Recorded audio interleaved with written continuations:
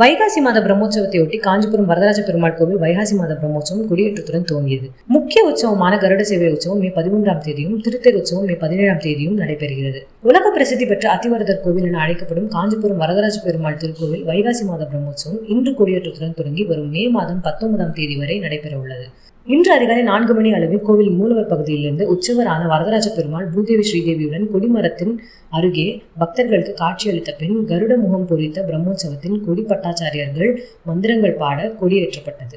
இதில் ஏராளமான பக்தர்கள் கலந்து கொண்டு சுவாமி தரிசனம் செய்தனர்.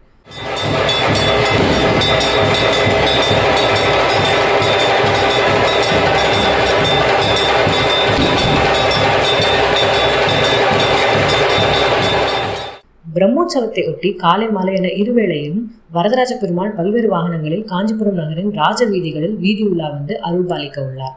அலங்கார மண்டபத்தில் வரதராஜ பெருமாள் ஸ்ரீதேவி பூதேவியுடன் எழுந்தருளி கோவில் உட்பிரகத்தில் வலம் வந்து பக்தர்களுக்கு காட்சியளித்தார்.